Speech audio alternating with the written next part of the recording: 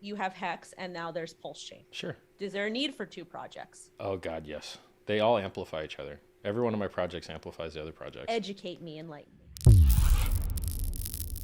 Sure. So do you wish gas fees on Ethereum were cheaper? Yes, that's Me why I too. use layer 2 solutions at times. There you go. So the only way to reduce the price of a thing is to increase its supply or reduce its demand. That's it. Period. Finito. Well, Ethereum has been talking about increasing their supply for a really long time. With sharding, it's about 8 years late or 6 years late, or some number of very years late.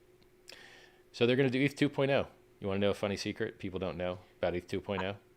I think that ETH 2.0 is one of the biggest jokes in the space because they keep moving the date. I get that technology takes a while to perfect, but at the same time, it's like you've got so much effing money that you've raised from the sale or whatever the heck you were doing. Why are we taking so long to do this? Well, it's a tragedy. Well, I mean, so basically, Tell me the secret. well, the secret is that Ethereum 2.0, this merge that they say is going to be occurring, doesn't increase the capacity of the network at all, and therefore doesn't give you cheaper transactions at all. So eventually, one day, maybe they hope to get sharding into Ethereum 2.0, and then maybe that day, maybe if it ever happens, you might get cheaper gas fees. And so what I'm doing is I'm adding capacity now so that gas fees can come down now. So PulseChain is so awesome. It's so miraculous. Is it your baby? It is just a miracle that someone didn't already do it. It's a miracle that someone left this opportunity for me to do. So we've got people, somebody just minted NFTs like last week. They paid $100 million in gas fees. That's $100 million that could have stayed in their community and pumped price. But instead, it's going to miners, and what are they going to do it? Blow up the environment. Good job, guys, you idiots. Like, PulseChain solves this. So we don't have proof of work. We use proof of stake, which, by the way, is what Ethereum 2.0 is trying to get to, but we're going to beat them to market with it. I mean, we're very close. We're very close to launching. Testnet's been running good for months.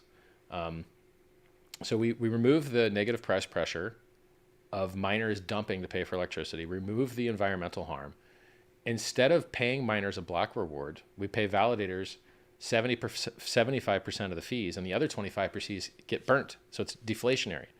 There's no inflation to pay validators.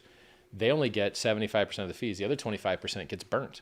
And so the more transactions that happen, the more positive price pressure you get because you're reducing supply. You're just burning 25% of all the fees. Now you get higher throughput, which also, so the transactions are 3-second blocks instead of 13-second blocks. So you've got 4 times the throughput just for block times, but you can also have higher gas limits as well because you've got less validators and they don't have to coordinate over so many nodes. And you have stronger nodes on average because there's less nodes, et cetera. So you've got higher throughput, lower fees, world's largest free airdrop. When Ethereum 2.0 comes out, you're not going to get any free coins. But when PulseChain comes out, you're going to get a copy of all of your coins that you have on Ethereum network on the Pulse network for free. You don't have to do anything. You click one button, your MetaMask pops up, says you want to change networks. You click yes, you're on the new network. You don't have to do anything. You don't have to sign up. You don't have to do anything. Everything just works. You might have to add an ERC20, like paste the address in there. And we've even got a tool that helps you do that. So what else is awesome about it? Now we've reduced the load on the Ethereum network, and you don't have to use bridges. So let's talk about bridges. $600 million was lost to the Axie Infinity hack bridge. Mm-hmm. $300 million was lost to the Solana wormhole bridge hack. $6 billion was at risk in the Polygon bridge, but they caught it before anyone used it. There's like roughly $1 billion, let's say, of money lost to bridge attacks. In our system, you don't have to use the bridge because you already have your coins on the other side because you already got them for free. Now, if you want to bridge over, you can, but you don't have to. It's a superior design system. Let's say another thing about Ethereum 2.0 that's trying to do proof of stake, but they're doing it improperly. They're rewarding centralization. They're rewarding you giving your keys to someone else.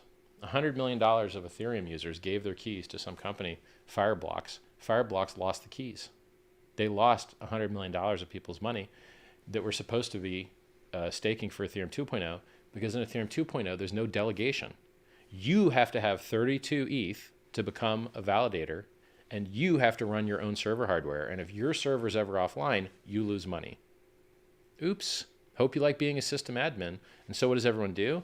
They give their ETH to someone else. And what does that person do? They lose the keys or they steal the money. And so Well, yeah, it's Ethereum not 2, decentralization. It's not the opposite. decentralization at all. In our system, it's delegated. You don't have to give your keys to anyone. You just delegate.